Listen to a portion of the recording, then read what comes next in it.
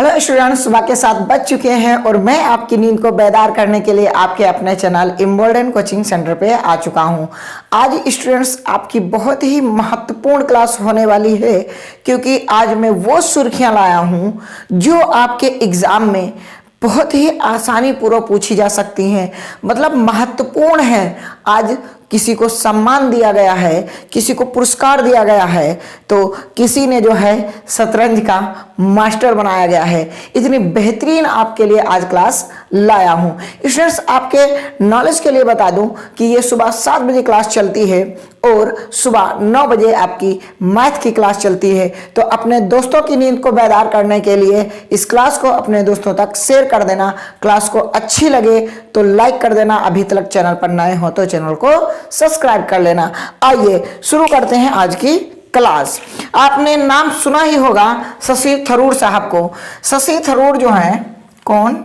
शशि थरूर, शशि थरूर, ठीक है। ये जो शशि थरूर हैं, इनको क्या हुआ है? इनको मिला फ्रांस का, किसका? फ्रांस का सर्वोच्च, कौन सा? सर्वोच्च नागरिक पुरस्कार क्या मिला है इन्हें? शशि थरूर जो है, इनको क्या मिला है? ये फ्रांस एक कंट्री है, एक देश, एक मुल्क है। इसका जो सर्वोच्च पुरस्कार है वो इन्हें मिला है। उस पुरस्कार का जो नाम है, वो नाम जो है ना बहुत ही इंपॉर्टेंट है। नाम जरूर लिख लेना। नाम है सेवेलियर day la Legion D honour, ठीक है। और इसको क्या कहा जाता है? इसको कहा जाता है नाइट, क्या कहा जाता है? नाइट ऑफ द, ठीक है, लीजन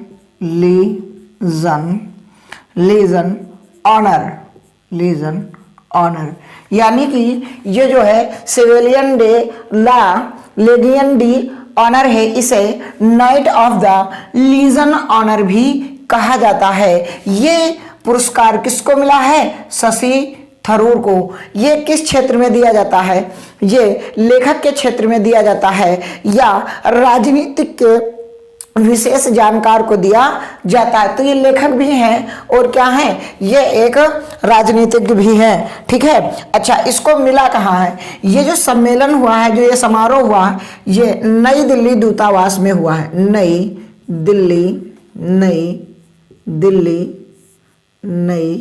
दिल्ली दूतावास में हुआ है ये सम्मान समारोह। और इसमें कौन थे? फ्रांस के जो फ्रांसीसी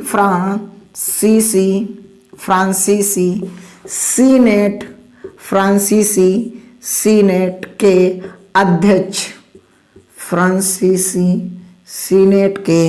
अध्यक्ष कौन थे? जेरार्ड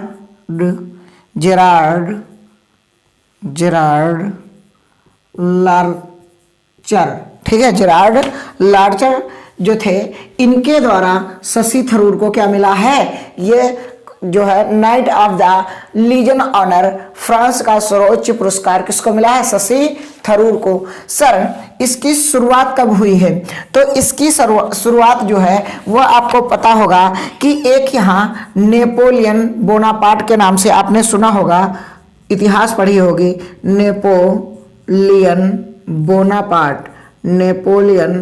बोनापार्ट द्वारा, ठीक है, 1802 ईस्वी में इसकी शुरुआत की गई थी। ये जो पुरस्कार है, इसकी शुरुआत 1802 में की गई थी, ठीक है। सर, कुछ और फ्रांस के बारे में बता दो। अगर मैं फ्रांस की कैपिटल के बारे में बात करूं, राजधानी की, इसकी राजधानी की, तो फ्रांस की जो राजधानी है वो है पेरिस। क्या है? पेरिस। सर, यहाँ के राष्ट्रपति कौन है? कौन सा? राष्ट्रपति। आओ राष्ट्रपति के बारे में बात कर लेते हैं। राष्ट्रपति, यहाँ के राष्ट्रपति जो हैं वो हैं इमैनुअल मैक्रोन। कौन है? क्या है? इमैनुअल,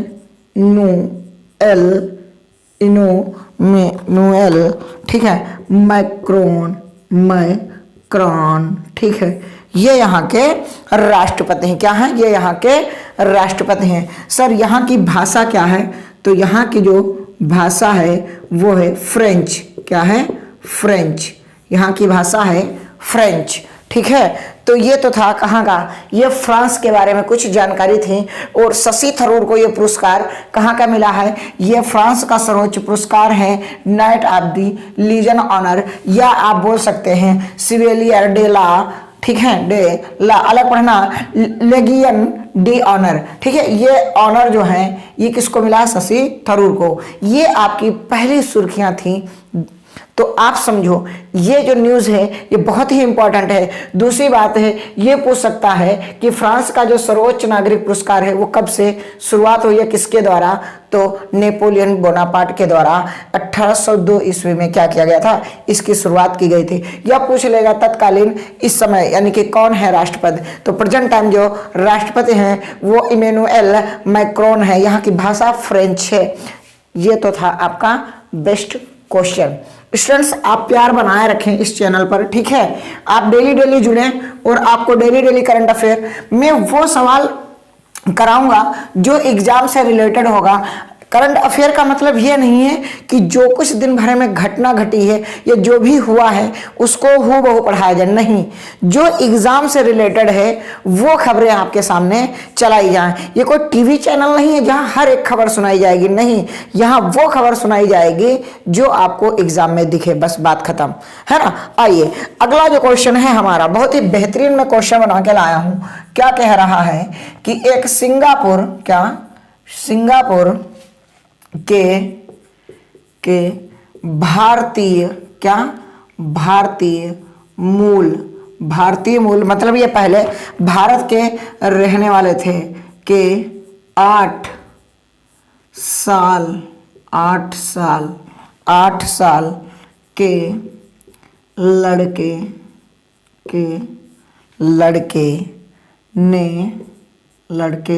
ने पोलैंड के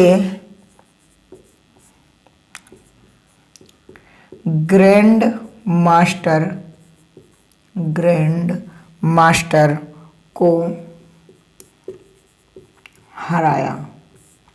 ठीक, क्या सर बात समझ में नहीं आई? मैंने कहा सिंगापुर में एक भारत के मूल निवासी एक 18 साल के एक लड़का है, ठीक है। हालांकि अब तो उन्हें सम्मान देना पड़ेगा, ठीक है, क्योंकि वो अब क्या है, ग्रैंड मास्टर बन चुके हैं। ये शतरंज में खेल होता है। पोलैंड के पहले जो थे ग्रैंड मास्टर, उनको इस बार क्या किया है, इन्होंने हरा दिया है। तो भाई साहब इन्होंने हराया किसको है? पहले तो ये बात है, ये इनका क्या नाम है? तो इनका जो नाम है वो नाम है अशुत कौशिक। अस्तुल कौशिक ने किसको हराया है? इन्होंने हराया है पूर्व जो है पोलैंड के जो ग्रैंड मास्टर हैं, जो ग्रैंड मास्टर पहले हुआ करते थे, जासेफ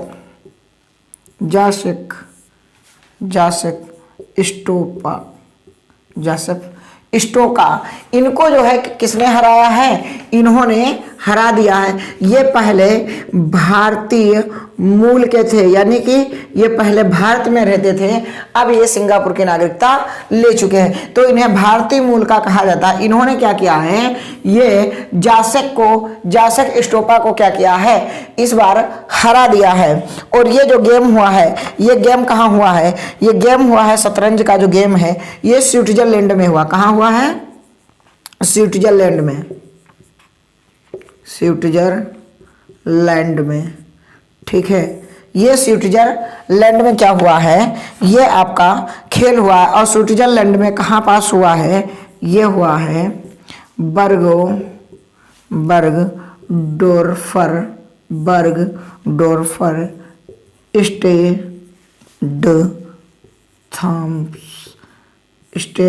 thrones open tournament, open tournament ये खेल हुआ है। ठीक है, इस खेल में क्या किया है कि जासक को किसने हरा दिया? अश्वथ कौशिक ने हरा दिया है, जो मूल भारत के रहने वाले थे। अब सिंगापुर की उनके माता पिता मतलब नागरिकता ले लिए होंगे, तो ये भी सिंगापुर अब रहने लगे होंगे। तो सिंगापुर के भारतीय मूल के 8 साल, इनकी उम्र कितनी है? मात्र 8 साल, और ये सबसे युवा बन चुके हैं ग्रैंड मास्टर इस साल के 2024 में। राइट, तो ये तो था आज का बेहतरीन सवाल। और अब आ गई है हमें फक्र करने की बात, क्योंकि हमारा मुल्क इस बार, हमारा वतन, हमारा देश, हमारा राष्ट्र 2024 में क्या कर रहा है? 50 देशों की सेनाओं की क्या कर रहा है? भागीदारी के साथ एक मिलन नौ अभ्यास शुरू कर रहा है। कौन सा मिलन? ठीक है, भारतीय क्या है? क्वेश्चन बनेगा कि भारत ने लगभग 50 देशों की भागीदारी के साथ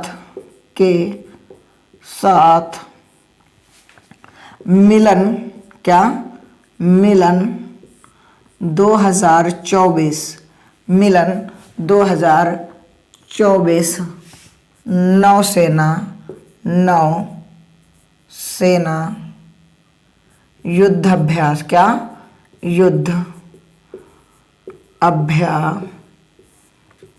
की शुरुआत की है।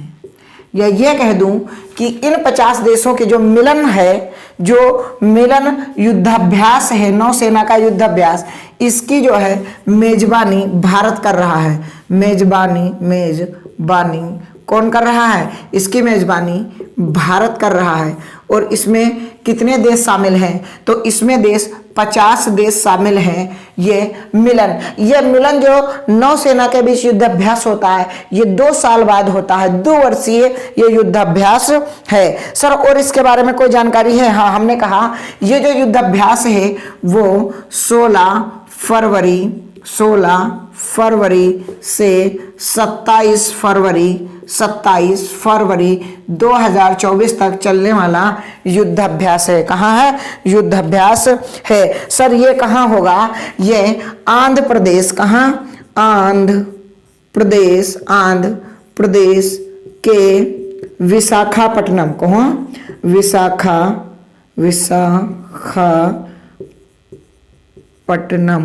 विशाखापट्टनम में होगा। और उसके बाद में पहला चरण विशाखापट्टनम में होगा और दूसरा समुद्र में होगा। तो ये कहाँ होगा? आंध्र प्रदेश के विशाखापट्टनम में होगा, और पहला चरण और दूसरा चरण कहाँ होगा? समुद्र में होगा। सर इसमें कौन कौन से देश शामिल हैं? तो इसमें जो देश शामिल हैं वो, मैं इसको थोड़ा सा मिटा दूं क्या? हाँ, थोड़ा सा मैं यहाँ मिटा रहा, ये लिख लेना। ठीक है, ये कब से कब तक चलेगा? 16 फरवरी से 27 फरवरी तक। ठीक है, इसमें तो देश है, तो हम तो शामिल ही हैं क्योंकि हम तो मेजबान हैं। तो पहले हम अपने आप को लिखेंगे भारत अमेरिका,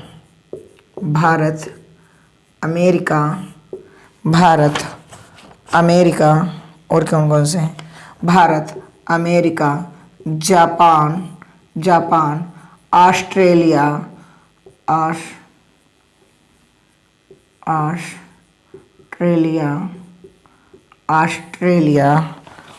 फ्रांस। कौन सा है? फ्रांस। और कौन है? बांग्लादेश। ठीक है, 3 बिघा कॉरिडोर याद होगा, बांग्लादेश। और दक्षिण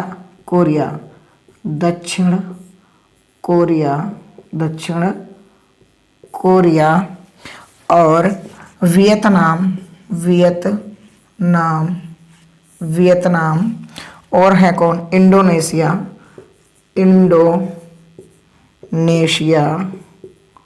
और मलेशिया, मलेशिया और कौन देश शामिल है? मलेशिया के बाद में, ठीक है, और भी अन्य देश शामिल है। ये मुख्य देशों के हमने कुछ नाम लिखे हैं। भारत है, अमेरिका है, जापान है, ऑस्ट्रेलिया, फ्रांस है, बांग्लादेश है, दक्षिण कोरिया है, वियतनाम है, इंडोनेशिया है। सर इसकी शुरुआत बताइए, इसकी शुरुआत कब से हुई? हाँ ये बात आपकी सही है, स्टार्टिंग कब से हुआ? तो स्टार्टिंग की अगर बात करूं, हमारे मुल्क की अध्यक्षता में इसकी शुरुआत होती है। ये एक 2 वर्षीय नौसेना अभ्यास है जो भारत को ठीक है लुक ईस्ट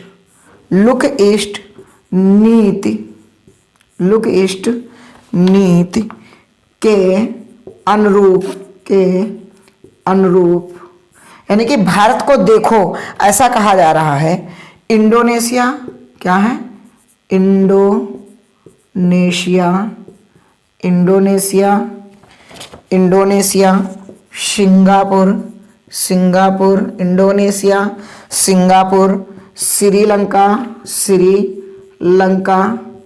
ठीक है, श्रीलंका, थाईलैंड, क्या है?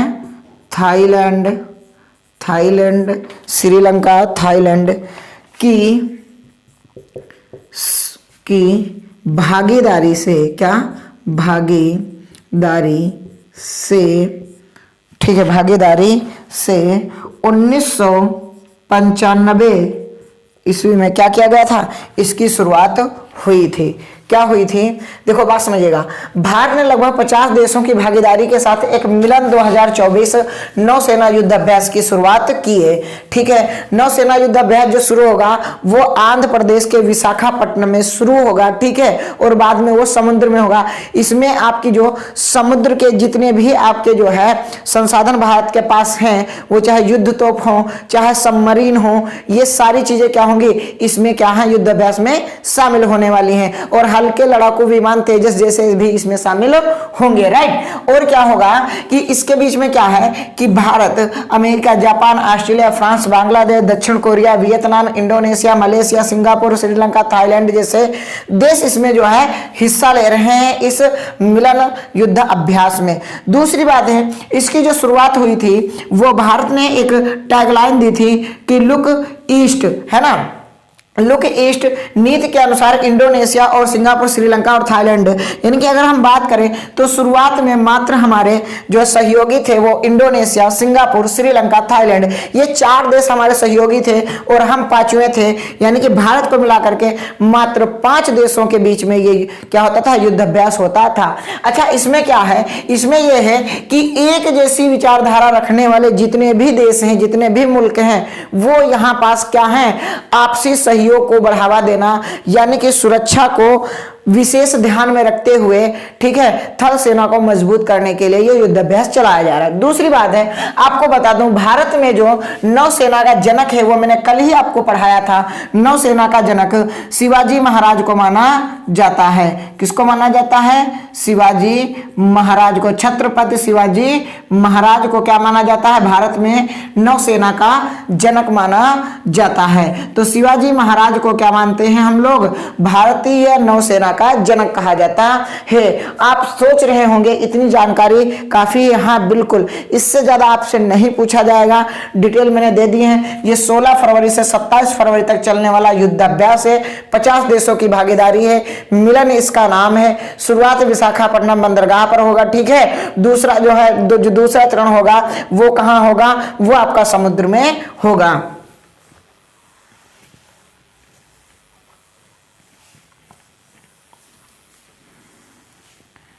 अगली खबर बहुत ही महत्वपूर्ण आपके लिए है। अगली खबर क्या है? अगली खबर जो है महत्वपूर्ण तो है लेकिन साथ में दुखद भी है। दुखद भी है और महत्वपूर्ण भी है। ठीक है, पॉपुलर, क्या? पॉपुलर, हाँ, पॉपुलर टीवी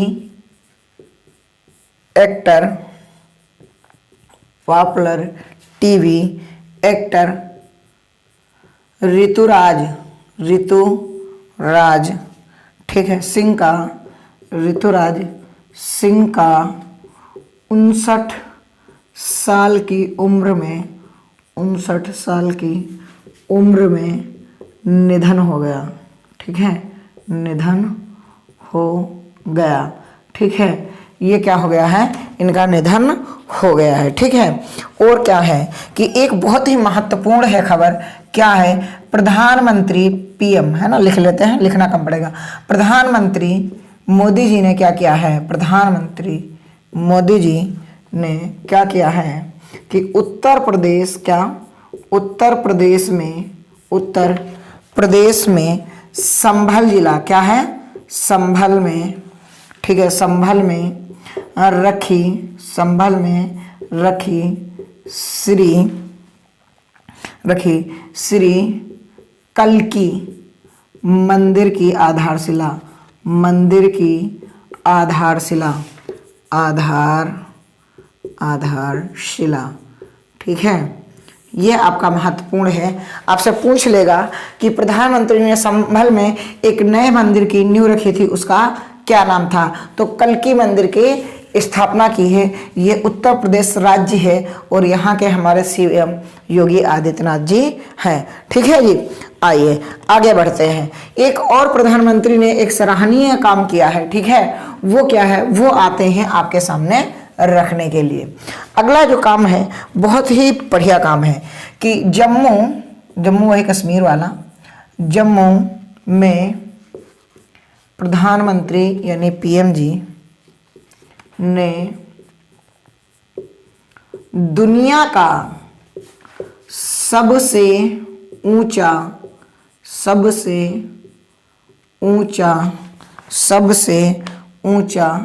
रेलवे ब्रिज, ठीक है, का उद्घाटन किया, ठीक है, उद्घाटन किया, ठीक है सर जी। इसका क्या सर जी रोल है, मैंने कहा इसका रोल इतना है कि जो जम्मू में एक बहती है नदी, जम्मू में एक नदी बहती है, उसका नाम है चिनाब नदी है।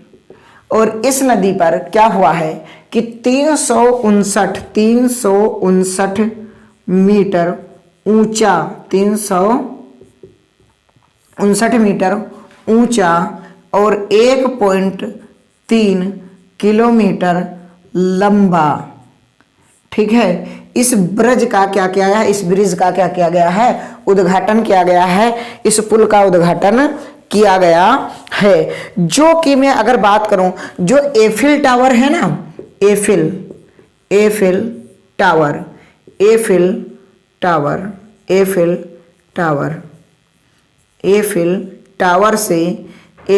टावर से 35 मीटर अधिक ऊंचा है। अब आप समझ सकते हो कि ये कितनी ऊंचाई पर क्या है, बांध बनाया, ये पुल बनाया गया है, जो 35 मीटर क्या है, ऊंचा है। कहां से, एफिल टावर से अधिक ऊंचा है। अब बात करते हैं, अच्छा, चिनाब नदी का उद्गम की बात कर लेते हैं। तो उद्गम ये बारालाचा, क्या, बारालाचा, ठीक है, बारालाचा, ठीक है, बारालाचा जो दर्रा है, बारालाचा दर्रा है, ठीक है, बारालाचा एक दर्रा है और इस दर्रा में क्या होता है, चंद्रा और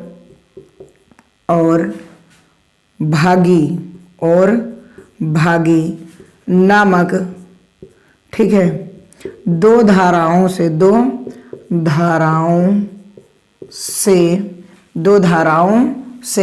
चंद्रा और भागी दो नदियों की धाराओं से, ठीक है, जास्कर पर्वत, कौन सा, जास्कर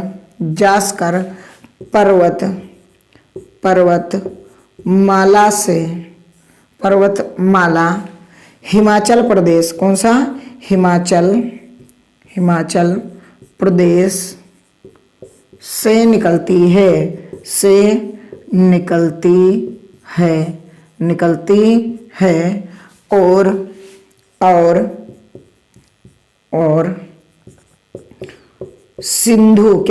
सिंधु नदी में मिल जाती है। यानी कि मैं ये कहूँ तो सिंधु नदी की सहायक नदी भी चेनाब नदी है, और ये भागी और चंद्रा और भागी मिल करके ही ये चेनाब का निर्माण करते हैं, और इसे चंद्रभागी नदी भी कहते हैं, चंद्रभागी नदी भी कहते हैं। इन दो धाराओं के धाराओं से मिलने से क्या होता है, ये जो है आपकी क्या होती है, चेनाब नदी का उद्गम होता है, इसीलिए इसे चंद्रभागी नदी भी कहा जाता है। ये सिंधु नदी की सहायक नदी है और ये पश्चिम में बहने वाली नदी है। ये कहाँ जाती है, ये पश्चिम में बहती है और बहते हुए पाकिस्तान में प्रवेश करती है। तो ये तो थी चेनाब के बारे में कुछ जानकारी। आइए आगे चलते हैं बहुत ही इम्पॉर्टेंट न्यूज़ को लेकर के। लोकसभा चुनाव आ रहा है और उसकी बात ना की जाए, ये तो फिर गलत बात है। आ जाओ, क्या हुआ है लोकसभा चुनाव में। लोकसभा चुनाव में एक हमारे देश का राज्य है जिसका नाम है पंजाब। क्या हुआ है कि लोकसभा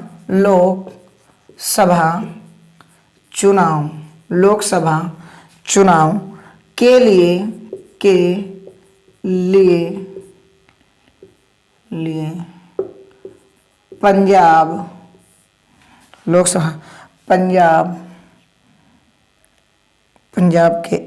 पंजाब के स्टेट आइकन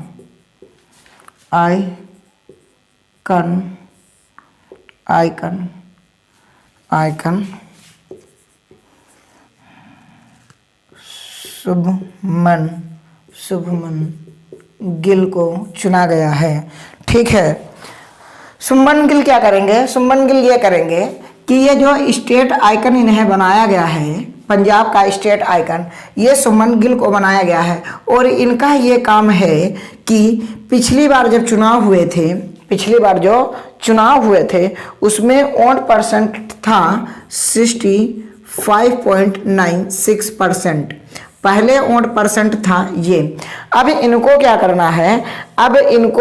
करना है, चुनाव में मतदान को बढ़ावा देने के लिए या क्या करें, ये 70+ यानी कि 70 पार क्या करें, ये मतदान कराएं, 70% से ज़्यादा मतदान कराएं। इसके लिए ये जागरूकता अभियान शुरू करेंगे। कौन, शुभमन गिल।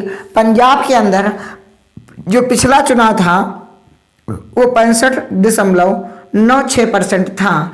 अब शुभमन गिल का ये काम है कि उन्होंने लोकसभा चुनाव से पहले पंजाब के स्टेट आइकन बन चुके हैं, तो इस स्टेट में मतदान को बढ़ावा देने के लिए ये अपना अभियान शुरू करेंगे मतदाता जागरूकता का। तो उसमें क्या होगा, लक्ष्य ये रखा गया है कि ये 70% से अधिक इस बार मतदान हो, यानी कि लोग 100 में से 70 से ज़्यादा लोग लगभग वोट करें इस बार जो लोकसभा चुनाव 2024 का होने वाला है। ये पंजाब के स्टेट आइकन बने हैं शुभमन गिल। ठीक है, अब ये जो है आपके लिए बहुत इम्पॉर्टेंट न्यूज रही है। अच्छा सर, यहाँ के सीएम की बात कर लो।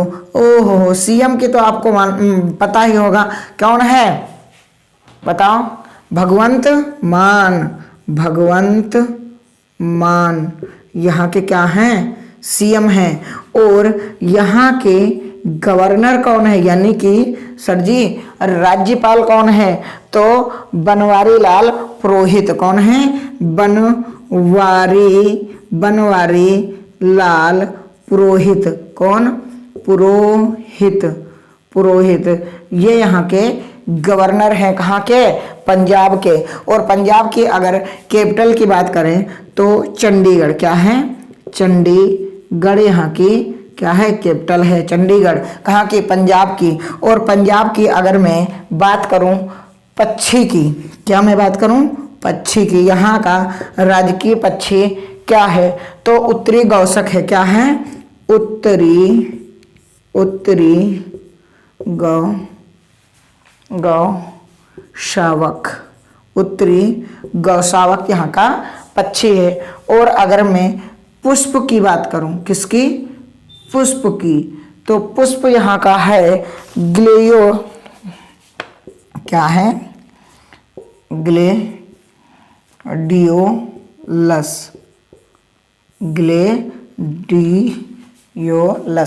ग्लेडियोलस यहाँ का क्या है? यहाँ का पुष्प है। तो ये स्टूडेंट्स हमारी बेहतरीन क्लास रही, जो एग्जाम में पूछी जाएगी करंट अफेयर, मैंने वो सवाल कराए हैं। हालांकि पूरे दिन में 20 से 25 बहुत सारी न्यूज़ चैनल के द्वारा अगर देखें तो बहुत सारी न्यूज़ होती हैं, लेकिन हाँ, मैं यहाँ से 7 से 8 न्यूज़, वो न्यूज़ जो एग्ज़ाम में पूछी जाएंगी, वो न्यूज़ में लेकर के आता हूँ। अगर क्लास बेस्ट लगी हो तो आप क्लास को लाइक कर देना, अपने दोस्तों को शेयर कर देना, और सुबह डेली 7 बजे जुड़ना ना भूलें इम्बोल्डन कोचिंग सेंटर में। आपका सहयोग हमारे लिए बहुत ही महत्वपूर्ण है, क्योंकि ये कोचिंग सेंटर आपका है और इसकी रहनुमाई भी आप करेंगे, इसका संचालन भी आप करेंगे। जितना से ज़्यादा आप शेयर करेंगे, आपकी वही इस चैनल के लिए भागीदारी होगी। और सुबह से शाम तक की मैं बता दूं कि सुबह आपको 7 बजे करंट अफेयर मिलती है, 9 बजे आपको मैथ की क्लास मिलती है, और अगर आप मेहनत से पढ़ते रहे तो मेरा दिल खुश हो करके और आगे में रीजनिंग की भी क्लासेस आपको देना शुरू कर दूंगा। आप किसी भी फील्ड में कमज़ोर नहीं पाएंगे आने वाले समय में, क्योंकि मैंने जो एग्ज़ाम दिए हैं उन एग्ज़ामों में टेट, सी टेट क्वालिफाई हूँ मैं, तो कहीं ना कहीं मैंने टीचर की डिग्री ले रखी है, तो पढ़ाने का अनुभव बहुत ही प्यारा है मुझे। तो बिल्कुल आप जुड़े रहिए, यही प्यार बनाए रहिए, ठीक है, और ज़्यादा से ज़्यादा क्लास को शेयर करिए। मिलते हैं कल फिर से आपकी नींद को बेदार करने के लिए सुबह 7 बजे।